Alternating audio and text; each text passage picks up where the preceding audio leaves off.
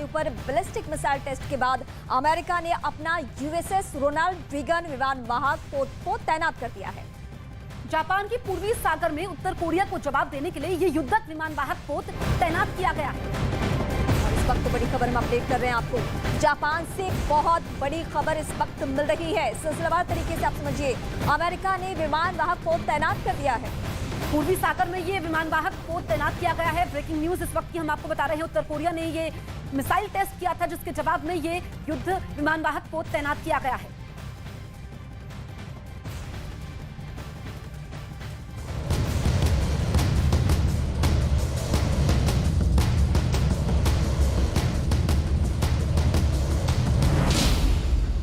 North Korea की missile test से बजी खतरे की घंटी।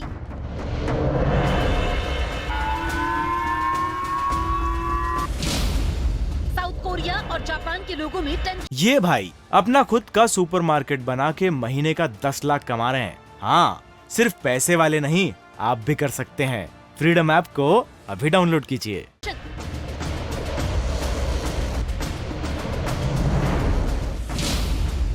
किम जोंग की सेना के निशाने पर कौन? इस बार किम की मिसाइल फायर करते ही खतरे का सायरन जापान में बजा, क्योंकि कहा जा रहा है कि प्योंगयांग से दागी गई मिसाइल जापान के ऊपर से होकर गुजरी, जो बाद में प्रशांत महासागर में जाकर गिर गई। खबरें हैं कि प्योंगयांग को किम परमाणु हमले के ग्राउंड के तौर पर तैयार कर रहे हैं। किम के इस मिसाइल परीक्षण ने साफ कर दिया है कि उत्तर कोरिया लगातार अपने पड़ोसी देशों के खिलाफ आक्रामक रवैया अपना रहा है। और किम के लिए ये भी कोई बड़ी बात नहीं कि मौका मिलते ही वो परमाणु हमला कर दे, क्योंकि वो पहले ही अपने देश को परमाणु हथियारों के इस्तेमाल की खुली छूट दे चुके हैं। साथ ही किम ने ये भी साफ कर दिया था कि वो अपने परमाणु हथियारों को खत्म करने के लिए किसी भी कीमत पर समझौता नहीं करेंगे। लेकिन जापान के ऊपर से मिसाइल के गुजरते ही वहाँ तनाव बढ़ गया।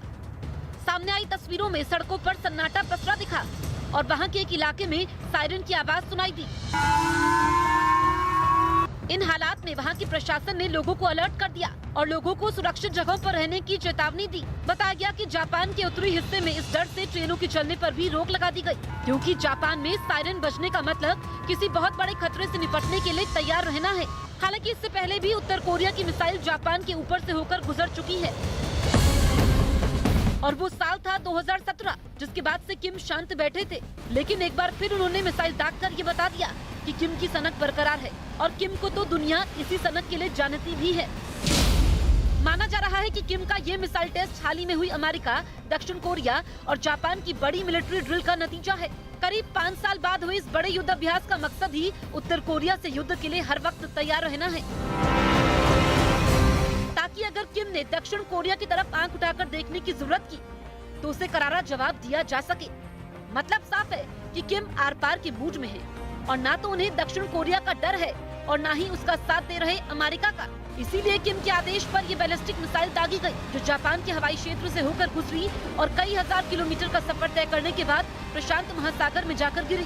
हालांकि बताया जा रहा है कि इससे वहां किसी को कोई नुकसान नहीं पहुंचा, लेकिन संयुक्त राष्ट्र ने उत्तर कोरिया पर बैलिस्टिक मिसाइल के परीक्षण और परमाणु टेस्ट करने पर रोक लगाई हुई है। बताया जा रहा है कि किम ने इस बार जो मिसाइल दागी, उसने प्रशांत महासागर में गिरने से पहले करीब 4500 किलोमीटर तक उड़ान भरी और 1000 किलोमीटर तक ऊंचाई पर भी गई। कहा तो ये भी जा रहा है कि उत्तर कोरिया की ये पहली ऐसी मिसाइल है जिसने इतनी लंबी दूरी तय की। यानी कि किम लगातार अपनी ताकत को बढ़ाने में जुटे हैं। हालांकि इस बात की जानकारी सामने नहीं आ पाई कि उन्होंने कौन सी बैलिस्टिक मिसाइल दागी।